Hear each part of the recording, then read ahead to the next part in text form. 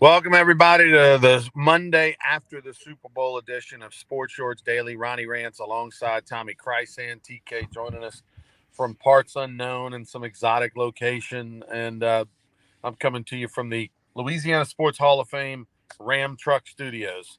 And of course, we're always presented by LeBear's Casino, where it was absolutely rocking yesterday for the Super Bowl. LeBear's Baton Rouge Barstool Sportsbook was popping. And I tell you what, the Super Bowl lived up to what we thought was going to be a close game, and we thought it was a coin flip game as the Eagles were only a point and a half favorite. And it lived up to all of that. 38-35, the Chiefs win. They scored on every possession in the second half, 3 touchdowns, and then, of course, settled for the field goal at the end to push them over the top. Patrick Mahomes, if you didn't think he was already the best player in the NFL, now you know. This guy with the high ankle sprain wins and limps through an AFC championship. Looks like he might even be out for in the second half. He gets hurt right with 2 minutes to go in the first half. You see him limp off the field, grimacing in tremendous pain. And he comes back in the second half and was absolutely spectacular. And, you hate, you feel for the Eagles and Jalen Hurts, who could not have played any better. Had over 450 yards of total offense, bunch of touchdowns. I mean, he was sensational in his first ever Super Bowl. But Patrick Mahomes is the new Tom Brady, and he's only 26 or 7 years old, which is crazy. And he wins another title in Phoenix. Tommy Krysan watched the game over at the beach. What was the atmosphere like where you were?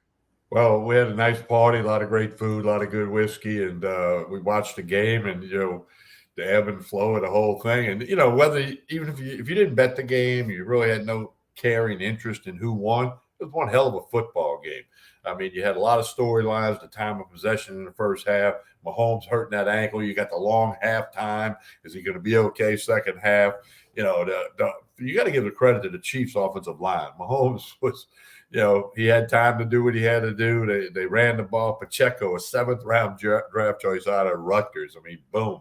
And then the Eagles' defense kind of disappeared in the second half. You're right. Jalen Hurts, wow. And then, of course, a couple of things that surfaced was the surface of the field. They had repainted it so it would look good for TV. Guys were slipping all night. I mean, the kickoff guy slipped from the Eagles when he put the plant foot down. The NFL Super Bowl should not be played on a field like that. Then you had the referees, the reversal of the Devontae Smith catch when they said the longer this takes, the more that means you don't have conclusive evidence. Then they overturned it. Then the pass interference, a lot of people hair on fire about that. The defensive back said he tugged him. He pulled him with his right hand, no question. But that probably happened 15 other times in the game on both sides of the ball, and it wasn't called. So a lot of people didn't like that call when it came down. But, and then McKinnon having the wherewithal to not run into the end zone because Philly wanted him to score. They were not going to try to tackle him. And he slides down, and then, there we go. You kneel on it a couple of times, and chip shot field goal. You got to figure he's going to make that one. And the Chiefs, I mean, they get it done. I mean, Patrick Mahomes, multiple league MVPs, multiple Super Bowl MVPs. You're right. Tom Brady's off the mantle. Patrick Mahomes is on it. Andy Reid becomes one of a few coaches to win more than one Super Bowl. Lots of great storylines, a really good football game, not without controversy, but that seems to happen in the NFL. By the way, if McKinnon scores on that, Tommy, I win $500. Oh, really? Because I had one of those boards where it was $100 board where it pays out at the end of the first half and the second half, the total number, that last digit total number. And I had 7 on a $100 board. And one thing I need to say, Chance makes a great comment. The refs didn't decide the game. I mean, the Eagles had lots. That one interference call is not, they were up 10 at half. I mean, it's a bad call at a bad time, perhaps, but that's not why the Eagles lost the game. Right. As a guy who had a heavy bet on the Chiefs, God bless that referee. It was a perfect time to throw the flag. obviously the Chiefs, even if they don't throw that flag, the Chiefs are going to kick a field goal right there. It's going to be about a minute and a half left. The Eagles having the ball back, and they have a chance obviously to go down and either win it or tie it. And the way the Eagles kind of moved the ball all day, they probably would have gone down and at least gotten a field goal opportunity. But hey, I didn't hate the call. The field. So, Phoenix has one of those fields where it slides in and out. And supposedly the NFL had kind of been working on that field for about a year or two, making sure it was planted right and every day sliding outside to get some sun and all that. But this is the first time that Arizona's had issues with their field being slippery. It was obviously exacerbated because of all the ink and stuff and everything on the field. And you know what's going to happen here, Tommy, is Phoenix was in the running, is one of those sites being discussed for the World Cup. Because in 2026, the World Cup's going to be in Canada, U.S., and Mexico, and there's going to be different sites in each of those countries. And Arizona, I mean, a large Mexican-American population, tremendous interest in soccer and everything, and obviously the weather and everything like that. They're done. I mean, that surface, that stadium is not going to hold soccer because there's history there that the field has been a little too slick and have had issues with that field. And then you've got the NFL who there's no amount of money they won't spend to make sure that surface is as good as it can possibly be. And they still couldn't get it right. So much for World Cup. FIFA will not be going to Phoenix. That's for sure. Yeah, I gotta agree with that. And again, you would just, NFL would do what they have to, and I know that earlier in the year there was some problems with grass dying in right. that field.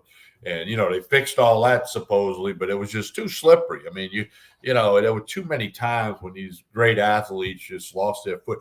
Look at you. They showed the shot on the sidelines. The Eagles were changing their cleats all night, going to the 3/4 inch cleat instead of the 1/2 inch thing because they knew they were slipping. Okay, they knew they were slipping. And hey, next year the Super Bowl's in Las Vegas, so hopefully that field will be okay. But certainly that was something you didn't want to see in a Super Bowl. It was a great game. I know obviously a lot of people had bets this way. And the bet, if you watch this show, hopefully you put a lot of money on the opening touchback. We've been telling you all week, go touchback. And that's what it did. Chiefs kicked off. They were a 10% less likely team to touch back against than the Eagles were based on the statistics all year long. Wasn't a great kick, but it was sculled, bounced through the end zone. And you got to cash that ticket if you had a touchback on the opening kick, which I did.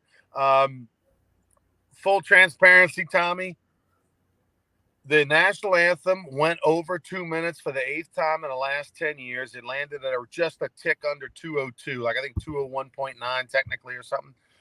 I did not bet on the over on the anthem because by the time it was started off the week at a minute 59. By the time I got to it, it had grown to 205 and a half was the line and I 205 and a half. I was like, ooh, that's a lot. So I just laid off the bet. But that said, if you went with us early in the week and you got it at a minute 59, you were a winner on a Chris Stapleton anthem. But if you didn't, and it surprised me, Tommy, because it was a very good anthem. He had the guitar and he started off very slow and stretching it out. And then all of a sudden he picked up the pace at the end. And I don't know if he got a signal from a guy on the sidelines like, hey, I need you to go under 205, whatever. But Chris Stapleton went 202.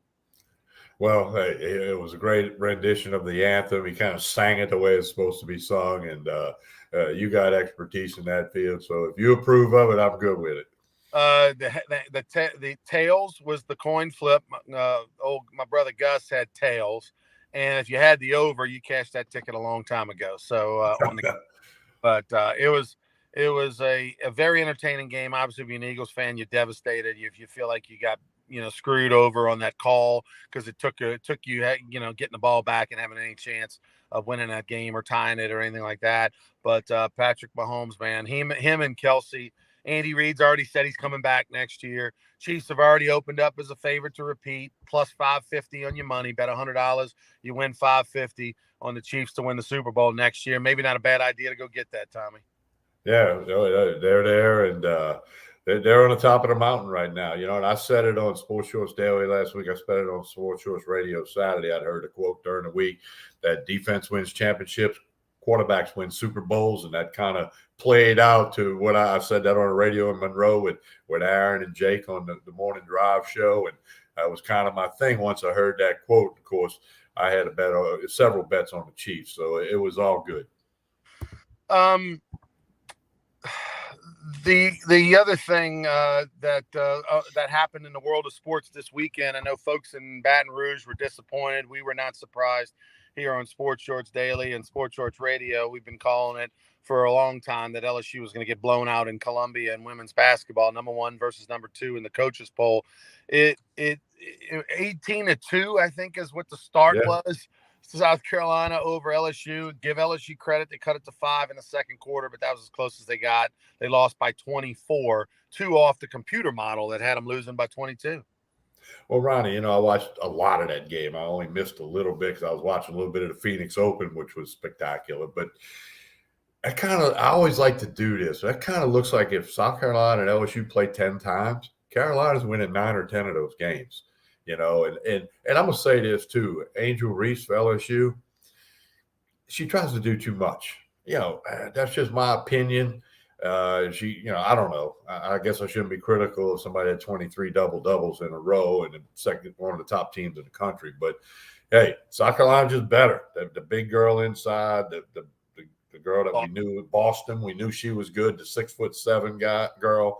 And, they just a better basketball team. There's no question about that. Now, if they meet again in the SEC tournament or in the postseason, I don't know that it'd be any different, Ronnie. Yeah, I mean, it may not be a 24-point defeat, obviously, but a neutral court could maybe change things. But no, that this LSU team's a little over their skis. They're not deserving of a number 1 seed. They'll probably be a number 2 seed. Which was the prediction going into the game anyway. They're probably a little ahead of schedule. We thought maybe, last year LSU basketball was a lot better than we expected in year 1 under Mulkey. Year 2, they're better than what we expected under Mulkey. So their timelines turned up a little bit, but that South Carolina team is just a dynasty right now. And well, Ronnie, you said it last week in college by far.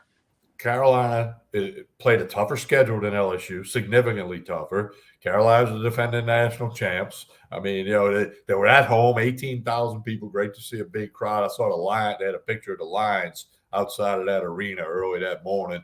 That's great, for women's basketball. So, hey, chance that Kim Mulkey's got a lot of teaching points. And, I'll defer to Kim Mulkey. If they play again, she'll have a plan and adjustments and all that. But South Carolina, I don't know who can beat them. That maybe the only team that can beat another cliche. I'll go with another one. The only team that can beat South Carolina is South Carolina. Tommy, were you stressing a little bit on Saturday with the men's basketball? Please tell me you just rode the wave and bet against LSU. I rode the wave, Ronnie. I had a nice weekend with the wave on that, so that was really good. I was going to bet South Carolina minus 9.5, and I didn't bet it. I just said, hey, I'm not going to bet against Kim Mulkey. Obviously, that one would have hit. But, no, I did ride the wave. LSU just doesn't get it done against A&M. And 12 straight loss. And, man, let's see. They're up next. They got Georgia next on the road. Tomorrow night at Georgia. And, by the way, Georgia just came off of a win against Kentucky. Yeah. Georgia is 12-2 at home. So take the Bulldogs, baby. Bet the Dogs tomorrow night in Athens. 13-3-1 in the last 17 games against LSU's men's basketball team, which we did. LSU on Saturday was a 6.5 to 7 point dog, depending on what you got. Right, I got 6.5. Yeah, they were down 24 at halftime. I got it at 7, by the way, Tommy. I got it early and I had it at 7 and went down. So I had LSU had to. Who'd they play? Mississippi State? Who'd they play? A&M. A&M had to win by more than 7. A&M was up 24 at halftime. With a minute to go in the game, A&M was up 8. Was up 8. And so I got a little nervous, but they ended up winning by 12 and covering. Look, I don't know what the line's going to be against Georgia. Georgia at home.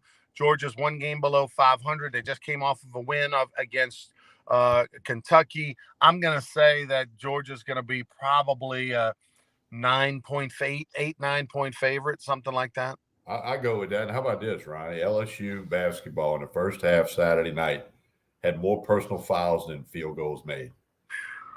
Okay, I'm guessing that happens somewhere else in this world of college basketball, somewhere like maybe in North Dakota or Western Illinois or somewhere. 41-17. They were losing. Well, when you have more personal fouls than made field goals, you're not a good team. You're not a good team. At home, the high school game ended 4-2 the other day, in the 4-2 because there's no shot clock. So LSU's basketball men bet against them. Oh, by the way, LSU's next home game in basketball, I believe, is against South Carolina, who's only got 2 wins on the year in the SEC. So LSU maybe has a chance to win at least one more game before the season's over. I hope they do. I mean, I'm sure them kids are still working hard. Coach McMahon's working hard. But, man, it'll be tough. What else you got, Tommy, before we get out of here? Well, a couple things real quick. LSU softball opened up 5 wins over the weekend. Beth Torina's team. Baseball opens up against the Western Michigan Broncos from the Mid-American Conference. By the way, Western Michigan last year, 18-36. So we're looking for a sweep for LSU. That's Friday, 6:30, Saturday, 1:30, Sunday, 12:30. Out at the box, obviously. Derek Carr vetoes a trade from the Raiders to the Saints. They said he had a great visit in New Orleans.